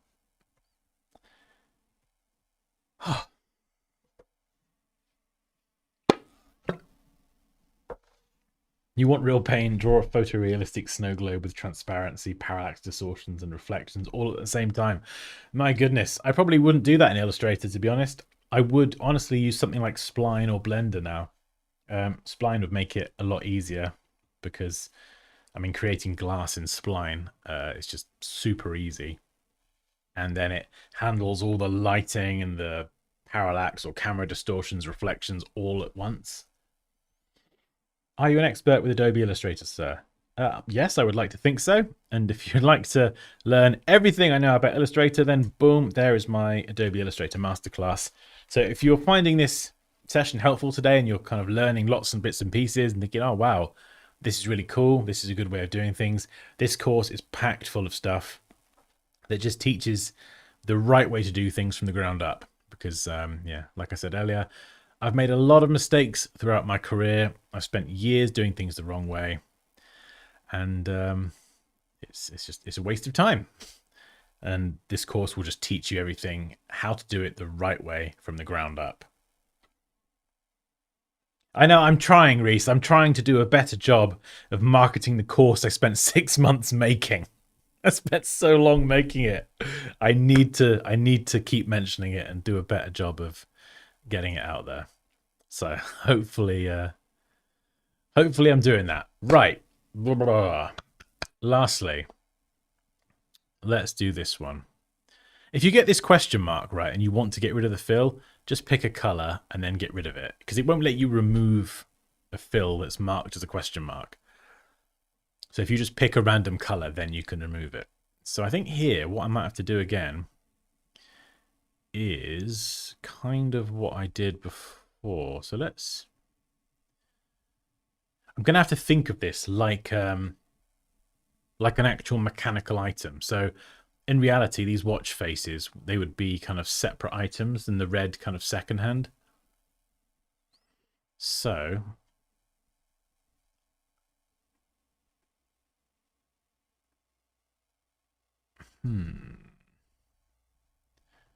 I'm going to remove the fill, and then I'm going to combine these all together. So again, I am kind of losing that flexibility over my stroke by expanding everything. But as you can see, there's so many paths and bits and pieces overlapping. It's just going to cause problems. And I'm actually going to copy the red one and move that up, expand that stroke. So now I can, oops, let's do that. Keep expanding. Yeah, there we go. And then I'm going to shape builder tool that entire middle section away, because otherwise the red stroke will overlap the white and it will cause more problems. Whereas now that kind of slots in that space. Nothing's overlapping, so we're good. And I've got all these pieces here. I don't want those to have these kind of intersections because, again, that's going to just cause problems. So select everything, Pathfinder panel, unite. There we go. It's now all one piece. I'm going to do the same here as well for the red. And let's just make sure I shape builder tool away the middle. So that middle is completely transparent now. As you can see, we have a lot more complex geometry here. Boom. Let's unite that together. It's just going to keep those shapes simple. And now I should be able to apply the gradient, the glass effect. We only want the fill, not the stroke.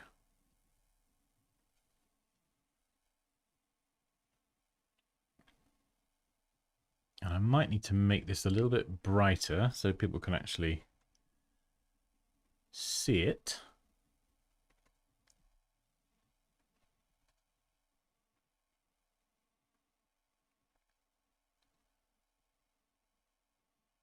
There we go. Yeah. Got a little bit of an overlap issue going on here. That's because, oh, of course, that's because I haven't got rid of the stroke yet. So the reason I'm not using the stroke and the fill anymore is because I've converted those strokes. I expanded them so that they are fills, if that makes sense. Ooh, and this little kind of inside bit, that's a nice little accident there. And what are we going to do with this? Oh, brilliant. That's actually worked out quite well. Okay, let's make that brighter. So again, it's just I'm not really changing, I'm just changing the color. We're still using white, and I'm just adjusting the position of the gradient slider and the opacity. Ooh, nice. We've got a nice sort of inset kind of style there.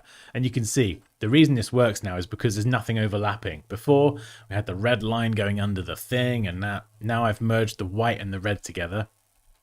So they're two pieces that kind of fit together perfectly, actually. They fit together perfectly. Which now means that I can add these colors. And we don't have any transparency issues, because remember, this whole thing relies on transparency. Now I've just got to adjust the angle so the light is coming from and pointing the right direction. Ooh, nice. Nice. That's looking good. Looking good. I'm quite happy with that, as you can probably tell. Haha. Oh. I mean, the cool thing about this as well is if you kind of, I know I've left the dial on the side. I just wasn't happy with that. And that's the kind of thing I would add, but I would spend much more time doing it. This is a super smart watch. We don't have any dials here. But the thing with this is if I had a graphic or a color or anything now, because this is all just set up with white and different opacity, let's go and paste that onto the right layer. There we go. I can now send this behind. And of course, you can see here, I probably would need to change some of the values. I've kind of tailored mine to sit quite nicely on top of black. But let's say there was another color in there. I might need to bring those up from 5% opacity. They're probably just a little bit light at the minute. And that's fine. I could go and tweak those quite easily.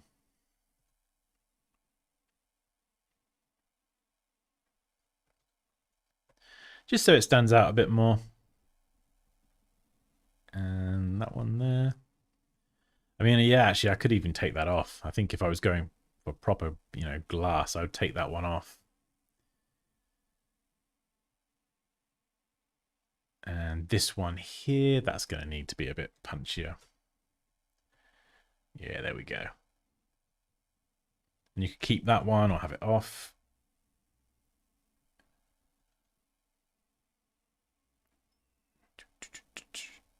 So a lot of this now is just kind of, just really sort of tinkering. Yeah, that's cool. And then what I can do is I can play around with the color. Where's my color picker? There we go. So it works better with some colors rather than others. As you can see with black, it looks really nice. And you could put this on top of images. Or you could just have this as a glass and then just have like the second hand in red. Just have that in a bright red. Something like this kind of gives it that splash of color. Or we could change the bands. Have that in like a really dark blue color. So something like that, which is kind of cool.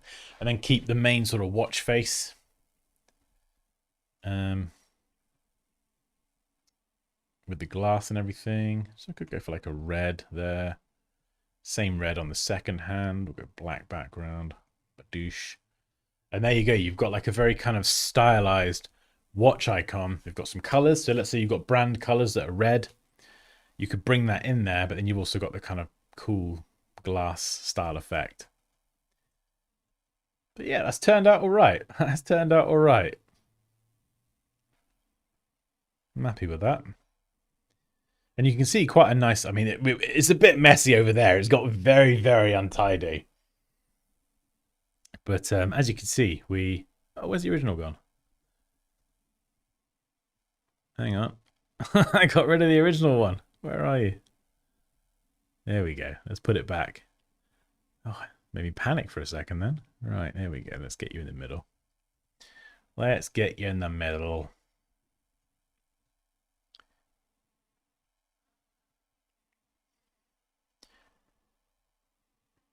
Oh, I've buggered that up, haven't I? I've buggered that one up. Anyway, if you were following along, you know where we started. Hang on, I got a better idea. Let's copy this one. We'll plonk that over there. There we go. And just set that stroke weight back to that. Boom. Fantastic. Yeah, so we started with very, very linear, just kind of, getting the shapes in, doing it correctly as well. So we get those perfectly smooth curves. This one was just adjusting the stroke weight. So you've got your thin strokes, your thicker strokes. It just creates a bit of variation. And sometimes that is all you need. This is still like a one color icon, and you could throw in, you could change the color to anything really. So it's a nice touch, and it's a very quick win if you just want to create something a bit more interesting than having everything the same weight. And then we've got solid colors here.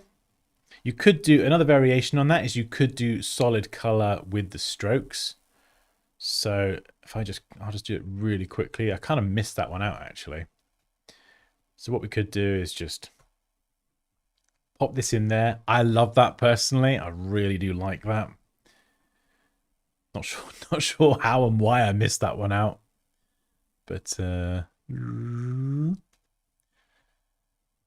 go. Let's get that in there. Stupid dial. Yeah, so that's quite a nice one as well. And then you've got one without the strokes, but still using solid color.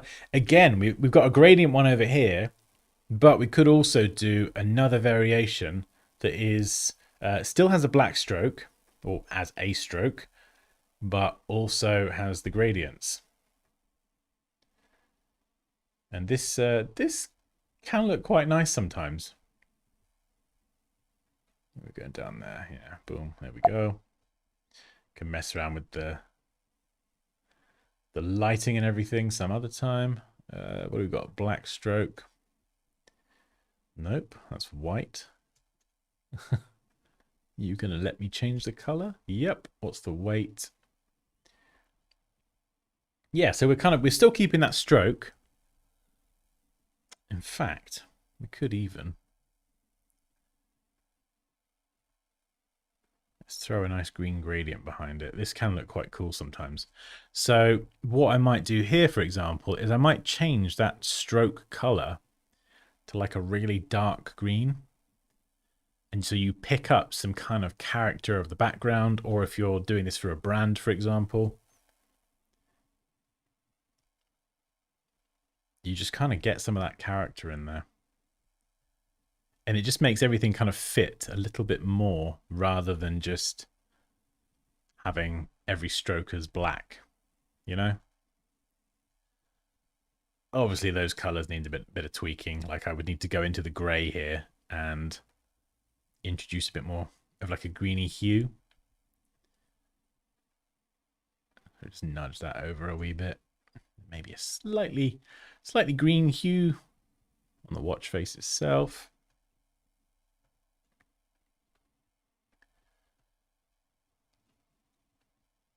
And then we could change that to like a solid color. So there's a kind of another one that I sort of missed out a little bit. We kind of glossed over that.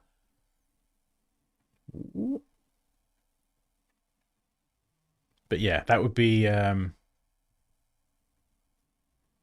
it's not too bad. It is not too bad. Could be worse. It could be worse. There we go.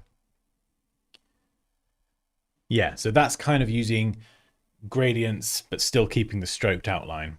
And then we've got the same one down here, using gradients, but with no stroke. So we're edging more towards a bit more realism here, because obviously in real life you don't get thick, chunky strokes. So it depends which route you want to go. Do you want to go for kind of more realism, or do you want to keep it more stylized? And then, of course, over here, in the end, we ended up with the glass style as well, and I quite like it with the red hand as well. I do like that. I'm going to use my own brand color, FF412D. That's the old Dansky orange, and yeah, there you go. You get a nice a nice stylized watch icon. Right. Sorry guys, I haven't been ignoring you. I was just so focused then on trying to get that glass looking right. I couldn't end up finishing this stream with bad glass. It just wouldn't work. I've done it before on quite a few icons, but that was definitely one of the more complex ones.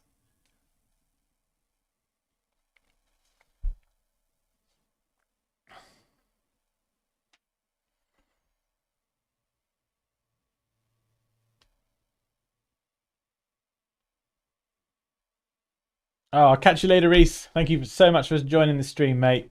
I'll see you in the next one, hopefully.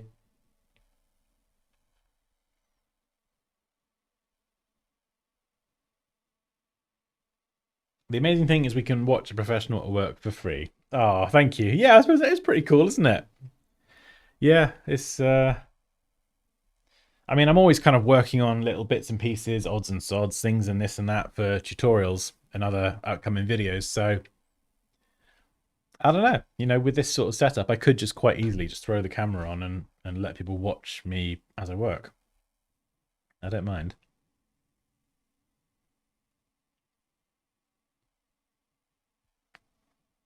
Oh, no more variations. Time to get your kids.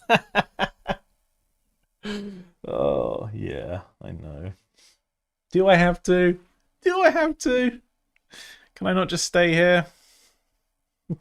Can I not just stay here and hide from the children?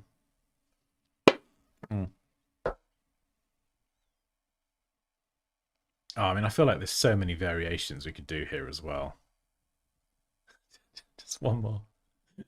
Please, Mike, just one more. Just one more variation. Oh, okay. Oh, no, we are definitely doing one more. Okay, that looks better than I thought it was. Sorry, Pops. Kiddo's going to have to wait. I didn't expect that to look that good. Right, let's do this. Glass plus gradient. Oh, that is delicious. That is delicious. Well done, Dan. Good job. This looks nice. Let's change that color. Oh yeah, we're gonna go full Dansky orange. I want to own this color. Okay. So really, really quick and easy way to tweak the colors for both of them. And now I can kind of go in and fine tune this. Do I add another one with a really kind of bright highlight? Maybe I do. Maybe I do be a wee cheeky sausage. Add that in there.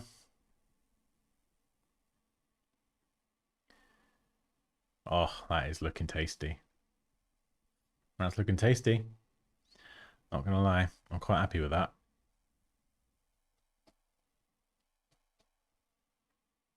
Just got to get that balance right, and then we'll copy this down there.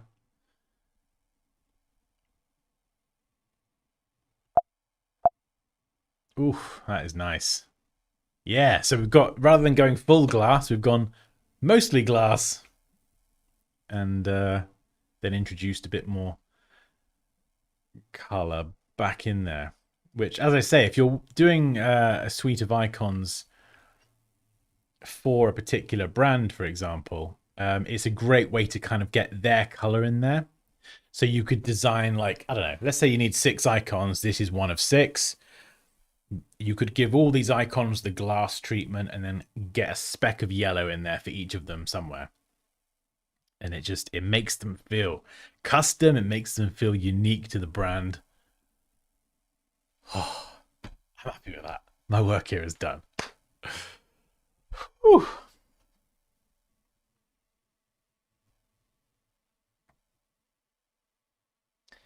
You need to take a picture, Pops, of you with all the foils in your hair. I want to see it. Stubers! Hello, Dan. Hello. Long time no see, my friend. Good to have you here.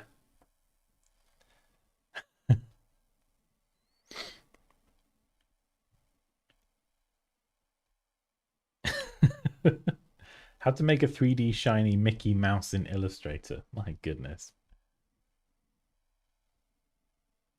If you want to make a shiny 3D Mickey Mouse, I would definitely recommend... Actually, I'll link my video. It's a 3D app called Spline. Let me link it. If you want to... So this is what I would honestly use for 3D now. Illustrator does have 3D features. You can do some 3D stuff in it. For sure, you can use the mesh tool. But if you want more realistic, just delicious, beautifully stylized 3D, use something like Spline. It's really easy. The glass and all that kind of refraction and reflection just looks way better. And yeah, doing it, I just wouldn't even attempt a 3D Mickey Mouse in Illustrator. I just wouldn't. You could use the 3D features, but Spline's better. It's just way better. The glass looks better. The materials look better. Yeah, it'd be so much easier, honestly. So that video I just linked, by the way, is like a kind of introduction to Spline. It's kind of like a crash course to bring you up to speed, but I was up and running in a few hours. I was using it, and I created like a 3D eyedropper tool, and yeah, it just looks way better than anything I could make in Illustrator.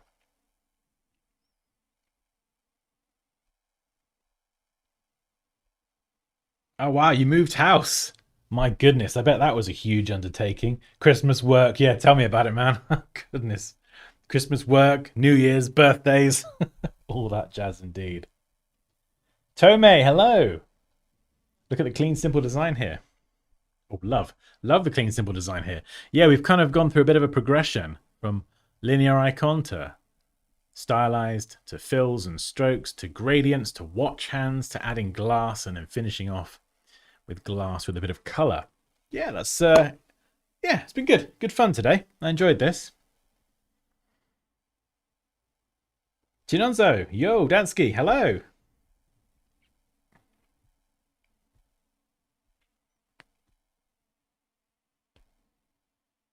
Never moving house again. What a load of pain that's been.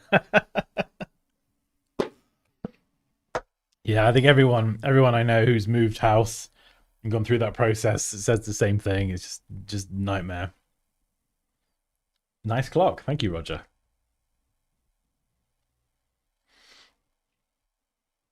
Is it better to choose a speciality like packing, social media, or try them all because I'm stuck and I don't know what to do next after knowing the above 8? Do you mean design in general? The kind of what to do generally? Because the advice I would give to anyone who's new to design is to just kind of try a bit of everything, see what you enjoy most. And the best way is just to kind of just do a whole bunch of different things.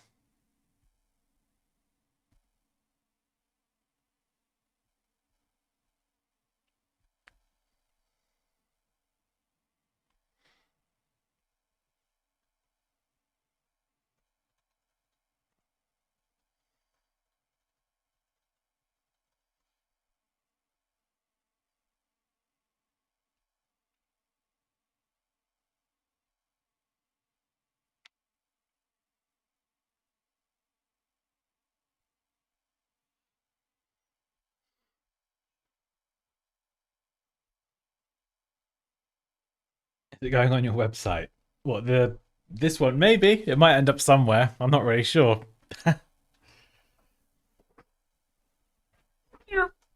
Yeah, definitely need to put it somewhere.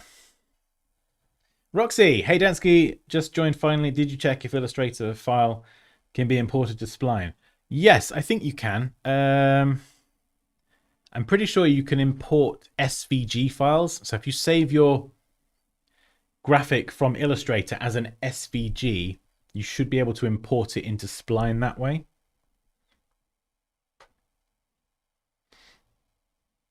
Yes, in graphic design. Okay, yeah, Omar. Yeah, I would try a bunch of different things. Have a go at designing posters, business cards, icons, logos, packaging, UI, websites. Just try and immerse yourself in what you enjoy the most.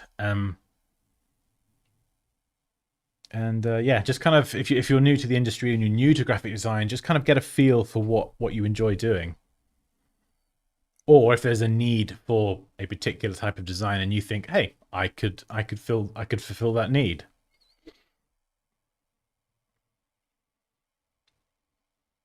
Hey Dansky, do you have a brand guideline template for Adobe Illustrator? What if you mean if I were to set up some brand, like an entire brand guidelines document in Illustrator? I mean, that's what I would design it in. If I was designing a brand guidelines document, I would, yeah, definitely do it in Illustrator. I don't have one now, but I could design one. Maybe I should. Maybe I should be. Maybe I should have those sorts of things on my website. You know.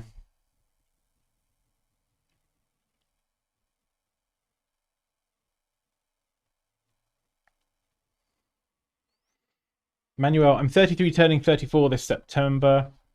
Trying to get into graphic design, was planning to do it self-taught. What advice can you give us? My honest advice would be, if you're like getting into it now, I would recommend a course.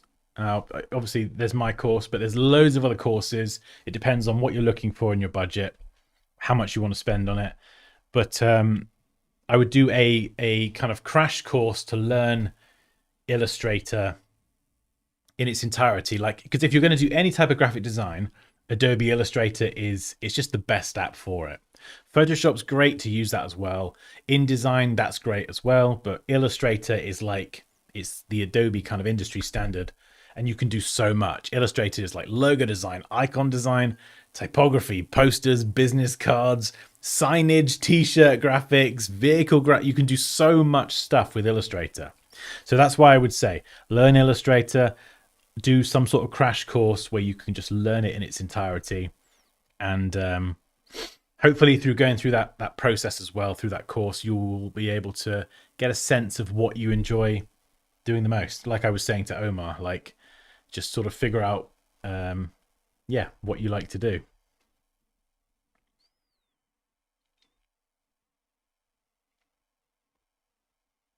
Oh, Stuba says, yep, Spline will accept SVGs for sure.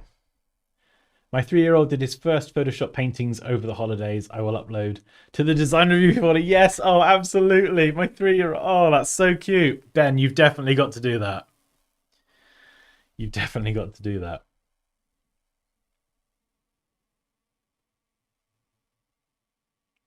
Ali says, why not Figma? I would definitely use Figma for any UI stuff. So if I was doing a complex UI project, yeah, I would probably do that in Figma. It's just built for that kind of stuff. You can do it in Illustrator as well. Illustrator is good if you want to kind of create a concept for something. So if you're doing brand guidelines, for example, you could do some UI stuff in Illustrator. But if you were doing a UI project, you had team members, you had stakeholders, you needed to prototype it, get it in people's hands working. Figma kind of is just built for that, kind of like Adobe XD. It's just made for that, you know? How to master Illustrator. This is how to master Illustrator and just learn everything that I know. Before I go, there is a link to my full course that will teach you everything I know about Illustrator in about 6, maybe 7 hours. And yeah, if you ever have any questions or you get stuck, anyone who enrolls in the course, I'm basically here to help you. And if you'd like me to review your work, you send it over and I'll review it. And that's one thing that I really like about the course, is having that community and ability to send me a DM as well, because I think that is part of learning. You know, it's no good me just making a course and just selling it and saying, right, there you go, off you go, you're fine. I think it's good to kind of, as you progress and you learn more, you've got someone with experience that you can send your work to, and they can tell you what you're doing right, what you're doing wrong, where you can improve. That is, in fact, I didn't mention that earlier. That is probably one of the best ways to learn, is find someone you trust who has experience in design, where you can just send your work to them and get their input, because they'll point out things that you won't necessarily be aware of. And once you become aware of it, you'll remember it then for future. So yeah, that's something that I probably should have mentioned before, is just find someone who you trust, who is an experienced designer, that will be happy to provide you feedback on your work. InDesign is a whole other kettle of fish.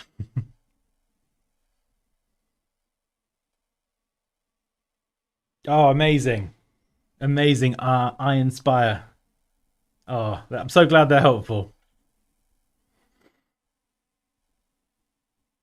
I'm not sure. Probably next week, I think. Still not me. We'll definitely get back to like a regular schedule with the streams. But first, the Dansky course. Of course. Indeed. I spent 6 months making that course, and it's designed in a way. It's designed to teach someone who is a complete beginner everything I know about Illustrator within about 6 hours. That's what it's designed to do. There's a lot of other great courses out there that might be 12, 15 hours, 18 hours long. But what mine does differently is I went through a very painstaking process of recording it, stripped out all the kind of fluff and unnecessary stuff, and just focused on, this is the right way to do things to get the best result. These are all the tools. And that's how I was able to kind of trim the course down with hours of editing to get it to be about 6 to 7 hours long. That's why it took 6 months to make. It wasn't just me sat in front of a camera recording it, because then it would be just 14, 15, 16 hours. My brain was just like, well, why teach Illustrator in 15 hours when I can teach it more efficiently in 6 hours? That's just the way my brain was kind of approaching it. So it took me 6 months to do it, but I finally did it. So yeah, if you want to learn Illustrator the most efficient way, then definitely check out my course, because that's what it's designed to do. Teach someone everything I know as fast as possible. Right, boom, that is the stream. I've got to go and pick up my kid now because I am late, and Poppy with her foily hair will kill me otherwise. So, hope you have a fantastic day and a fantastic weekend, and I will see you next week for our next stream. See you later, guys. Bye.